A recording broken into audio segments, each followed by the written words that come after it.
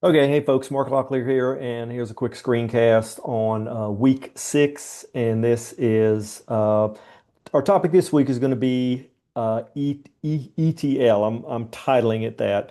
So the majority of your times you're going to be spending LinkedIn Learning. This week, I'm going to ask you to do a LinkedIn Learning course. And I think the title of the LinkedIn Learning course is like SQL start to finish or something like that. But kind of the big focus for me, or what I want you to focus on, is going to be new to you, is going to be the ETL part, which ETL stands for extract, transform, and load. And the idea, and really what I want you to get out of this LinkedIn Learning course, is this idea of taking data from another source and then loading it into your MySQL database. So up to this point, at least everything you've done in this class is, you're loading data from an existing SQL script, right? It's already been, and I'm going to throw out a couple of terms here you may not be f familiar with or may not have heard of, but it's already been sanitized. It's already been parsed.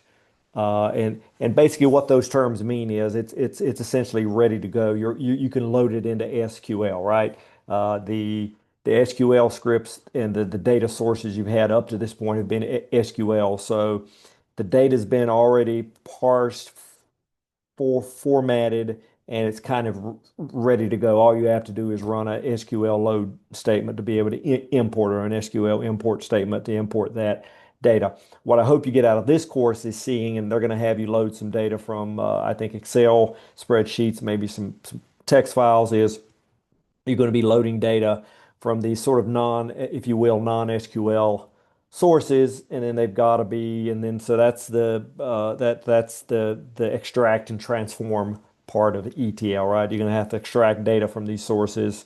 The transform part is actually getting it into a format that is ready for SQL, and then loading it into an SQL database. So why is this important?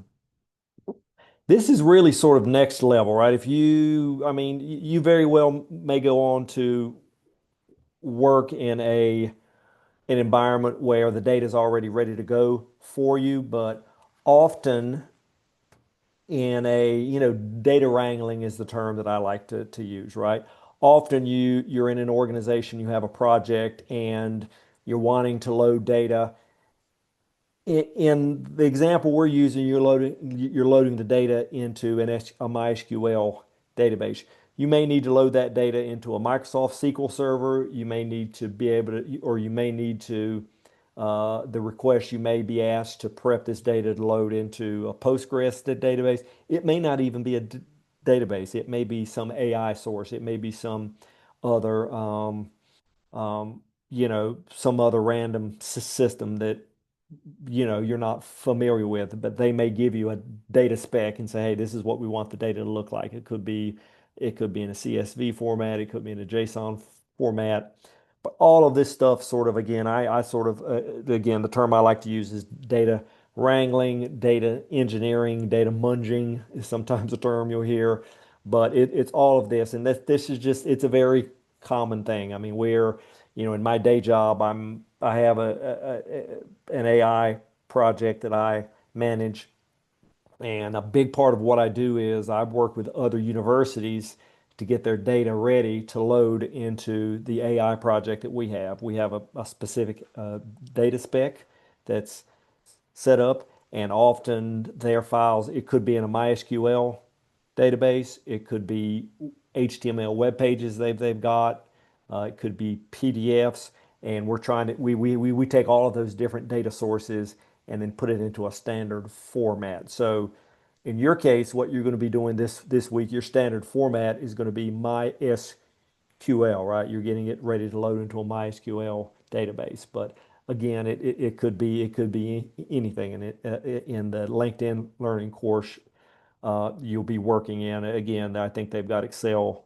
spreadsheets is what they're going to be using. So that's just one example. So again, the idea here is, I mean, you're going to be using MySQL to do this, but again, focus on this sort of bigger idea of data in general. And again, ETL is the term that they use. You may I don't know how common, I'll be honest, I don't know how common a term that is out in the industry, but I mean, it is a way, but it's just this idea of describing taking data from different sources and sort of bringing them into a standard for format so they can be loaded into a single system. Okay.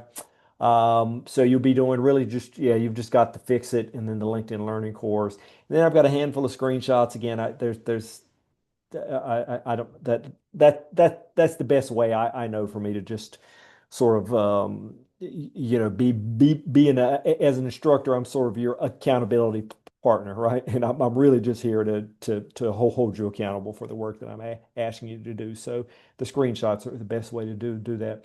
The first half of the LinkedIn Learning course should be straightforward, sort of standard SQL. So that the first half of it will just be reinforcement uh, for basically a lot of the work you've already done. You'll be creating a standard database. Now, when it'll get, hopefully, it'll get more interesting is you'll be using for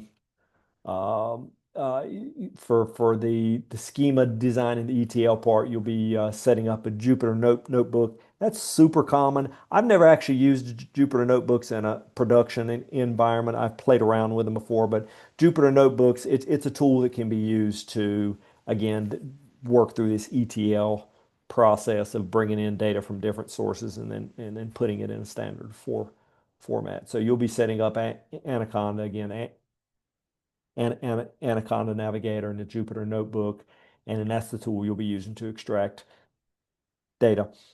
When I do this, and again, I do this all the time for my day job, I'm generally using just custom Python scripts that I've got, and just depending on the data source, whether it's an HTML file, PDF, whatever it is, I've got scripts that extract data from all those different sources and put them in again, this standard format we use for the AI tool that we've got. Um, and then the data validation part, you'll go through one of the steps is the data validation and some data analysis. The Jupyter notebooks are good for that rather than sort of rolling your own and coming up with your own standard for that. It's I think using Jupyter Notebook gives you a more standard way to do those kinds of things. Okay. All right. That is all for now. Good luck. And if you have any questions, just let me know.